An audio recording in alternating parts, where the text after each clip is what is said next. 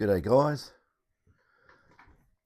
Done a few experiments. This might help some of you guys out who have these boards out of basically GPX or GPs. They're all painted with white paint. Actually, any of the boards that are painted, and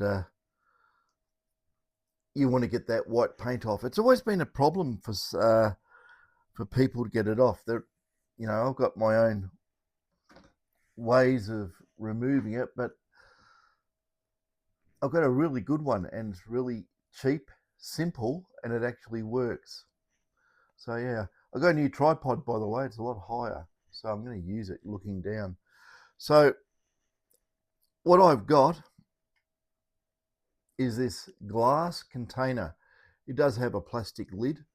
I was worried about the plastic lid, but this has been in here with some solvent for about I don't know, 36 hours, and hasn't affected it at all. So this is a clip-on lid and no effect whatsoever from the solvent. So here's a board that's been in there, and what I've been using, I've been using a wooden skewer, just a piece of wood. Don't use metal or anything like that, but if you have a look at the board in here, I have to lift it up. You can see the white paint's coming off quite nicely. So people are going to say, what nasty chemical are you using for that? Acetone. That's it. Pure acetone. The trick to getting the material off the boards is put some acetone in the container and put the lid on so it can't evaporate. This is the trick. If you're trying to put acetone on the board directly, rubbing it on the board or using a toothbrush or whatever, it's just going to evaporate very, very quickly, and the conformal coating goes hard again. So the trick is just the acetone fumes, but basically get the acetone, put it on the board, brush it on the board, and leave it in there with the lid on. And the longer you leave it on there, the greater the effect on this conformal coating. So that's how it's coming off. So I haven't gone hell. I just gone and done a light scrape on it. Don't leave the capacitors here soaking, even though the white paint comes off quite easily. It will actually, on this one here, it actually took the plastic off it. So you got to be careful. Yeah, this one here. Yeah, look, you could just, a piece of wood, and off comes the white paint quite easily. What would be better? A nylon brush would be perfect for this. So you can get in here for a little pointy end and just do that, and all the paint comes off. There you go. Not hard, but I think a nylon brush, a very small one, would work good. If you use a brass or any type of metal, it will take all the solder resist off the board, and you don't really want to do that. It looks a bit nasty if you do that, but yeah, you can there you go. Look, just by the fumes, off it comes. And it's been in there for a while too, so it's a lot of white paint sitting in the bottom there. It's all just turned into powder, but maybe that degrades the acetone as well. So maybe it'd be better with a fresh batch of acetone. But this is fairly easy. It just comes off quite fast, straightforward. It's a lot of nooks and crannies, and that's why I was saying I'm going to go and get myself a nylon brush. I don't know what happened to I had a couple of them and it disappeared, but nothing surprises me. If someone wants it, they'll take it and won't tell you. But there we go. off it all comes. And yeah, it comes off the chips as well.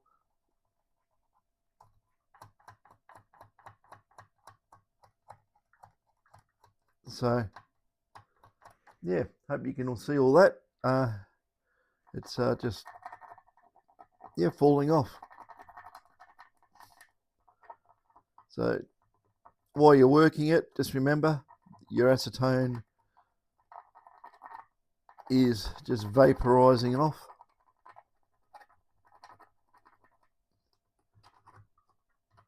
Yeah, so most of the board's done. It's just the where the components are. The white paint just wants to sit around those. So if you actually, instead of what I've done, I've just gone over the whole board. If you actually broke it into sections and worked it like so, in little sections, it'd probably be a lot easier and a lot faster and a lot quicker to do. But yeah, it just breaks it down nicely. So anyway, guys, if you want to do this to your board, you can. One thing I will do a little bit of a warning about is these the transformer and the inductor here, don't soak those in under the acetone. Don't fill it up and soak all that. Even though it'll work good, it'll take the varnish off the internal copper wire, and you'll have a shorted inductor. So then you'd have to take it off the board, separate it, measure out the wire, and get new wire and rewind it. You can do it. I've done it. I've actually wound these for higher voltages and a bit more headroom, but not that you really want to do that. But yeah, this comes off really easy, just like that. There we are. Whole square section there is done. Around the chip legs here might be more difficult. If you had something like a little, trying to think what you could use.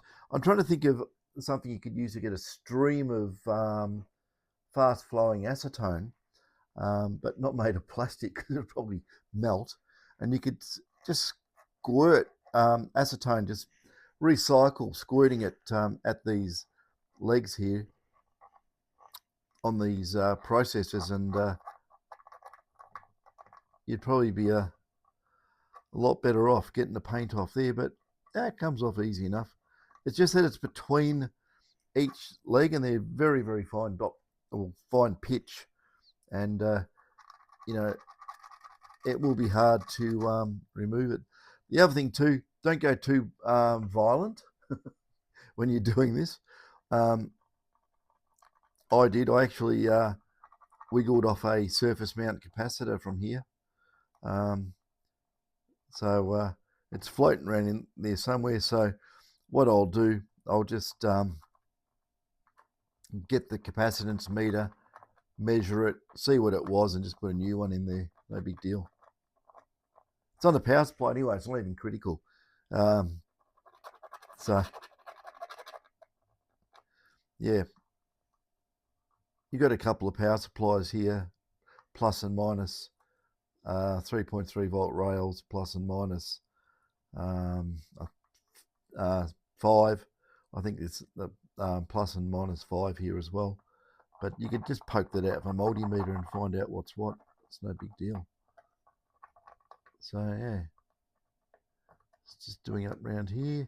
The thing is, where the little parts are, it's you can't really unbond it with this. So yeah, if I had a toothbrush, it might actually work. This is getting very soft, so a toothbrush may work. Getting that white coating off. Hang on, I've got something here. This is, I think this is offered for a Dremel tool. I was going to use that, but I haven't, so I will. I'll put that up there. It should be safe. Famous last words. So I'll just dip this in the. Oh yeah,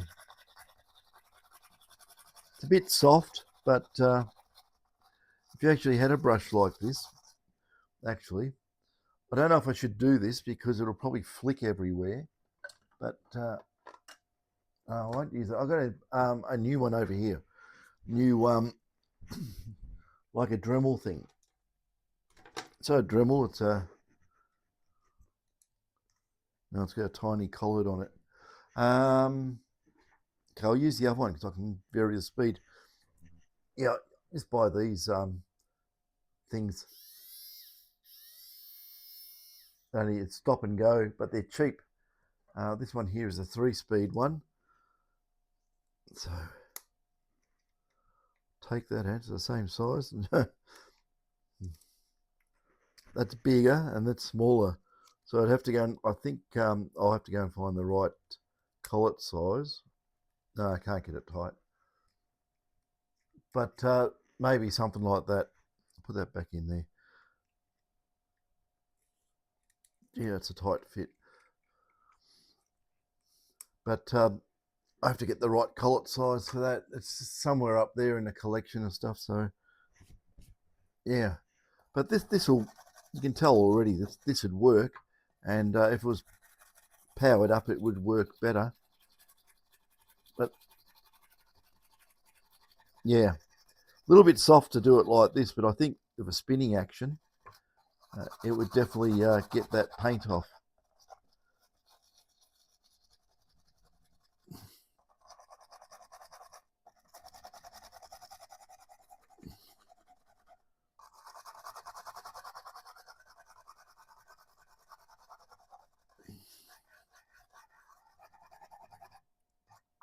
So yeah, no, it's definitely coming off, but you know, if you get onto the big parts of the board, the big green areas, it comes off real easy. It's just a bit difficult around the all the ICs, resistors, and little caps on the board because they are pretty small. And I'll just spin that with my fingers, get rid of that acetone off there. Yeah, I better put that on there so it can just sit there and dry off. But there you go. That's how you get the board clean. Just fume it in acetone. If you could actually get the a container a little bit bigger than what this is, then you could have the board, well, actually, sit like that. So the caps aren't down in the liquid or the transformers. You don't want those in the liquid, but just the way acetone just vaporizes and fumes all by itself and wants to evaporate, trapping it, the fumes just go around the whole board. So if you could actually, you know, here we go again, if you could actually move the fumes over the board continuously, like I was going to say put a small fan in there or something, but it'll probably melt, and set the acetone on fire, burn your house down. No, don't do that. Maybe there's a way of doing it. You know, even if you had it like this, and you could, well, basically here, if you want to look at the temperature, we haven't been over about 13 degrees Celsius, and that's just been sitting out in the laundry. So it's pretty cold. It gets down to 2 at night. So yeah, you know, in the 30s for those in the Fahrenheit scale. It's not very warm, but if we did warm this up, it would definitely vaporize a lot quicker and faster, and may speed up the process. But you know, I wouldn't take it past 25 degrees Celsius, or somewhere in the 70s odd Fahrenheit. I wouldn't get it too hot, but yeah, it seems to work quite well. I know, you know, there's people all over the place still have trouble getting this stuff off. I mean, you could go and buy, well, I know people that have tried and have used all sorts of methyl chloride compounds. There we go. Turn that around a bit. Oh, there's the new tripod's a little bit more stable. Yeah, so methylene chloride or any of those sorts of things, anything with a chloride in it, or methyl anything, will completely wreck your board. It makes conductive gunk under all the ICs, and it'll be touching all the high impedance paths, and it just won't work. So don't do that. Don't methylate your circuit boards. So, we've tried all sorts of stuff. I made a concoction using DMSO and something else. I can't remember what it was now. Some other chemical, and that actually did work as well. But the DMSO is a penetrant, so don't get it on your fingers, because what dissolves into it will dissolve into you, and it may have an adverse effect. Something even, no, I'm not going to say worse than something else, because you know what I'm probably talking about, ouch, which has turned out to be a bloody disaster, by the way. So yeah, you don't want to have anything getting into yourself, any of the penetrants and that, or probably any man-made substance getting into your bloodstream is quite be adverse to your health, without saying too much. Yeah, I just read a lot and do a lot of study on various subjects. Actually, last night I was learning all about the finer points of making sourdough bread. Worked that one out. The night before that, I was looking at olive oil, cold pressed olive oil extraction. So I study a lot of stuff. I really get into it. I'm just an information sponge. So that's like with this stuff, I just research, study, try, test, observe, and come to a conclusion. So my conclusion is acetone works, but you've got to keep it sealed on your board, or else it's all going to go into the atmosphere, or if you're in a closed room like me, it's going to go into your lungs and poison you. So you don't want that. You don't want solvent. You don't want to be breathing solvents. So give it a splash. Yeah, there's tons of loose white paint on the board now. So there's one for your books. Put it in there, and if you want to do get down to chip level and component level and see what they all are, which has been done before, of course, but that's an easy way to do it. It's pretty straightforward. If you lose the plastic off the capacitors, which I have lost one, there's a nice silver one there, that one there. It's a nice silver color, because for some reason the whole outside of it just slid off and fell into the acetone, and that was the end of that. But all these caps here, you got to remember that some of the transmit rail in here is 15 volts. So you want to don't just put in, it runs off a 8.4 or 7.2, whichever way you want to look at it, fully charged or fully discharged lithium battery. So if you say, it runs off 8 volts, well, then I can use 10 volt capacitors. No, don't do that. You can get away by putting 6.3s on the 5 volt transmit rail, and it's getting a little bit close, but I wonder what's in there. But 10 volt one on the 5 volt and 25 volt on the 15 volt will give you heaps of headroom, keep you out of trouble. Capacitance wise, I think they could be, there's lots of different detectors. I've seen lots of different capacitors. They're 2200 or 3300 microfarads. They could even be 5600. I don't know. I don't think they are. I think I've replaced them with 5600s at one point. But I think they're 3300. Okay, that's best recollection on those caps there. Remember that thing there? That thing there's rated at 200 volts or 250 volts and will bite you, that big thing. So be careful of that. And yeah, I think the one on the input here, I mean, it only, you can probably put a 10-volt one in there, 15, 16 volt, 25 volt, whatever fits, basically, shove it in there. As long as the legs are the right size and it doesn't stick up and, they can't get the box back on. Just put the biggest cap you can in there. In most cases, depends on the construction of your um,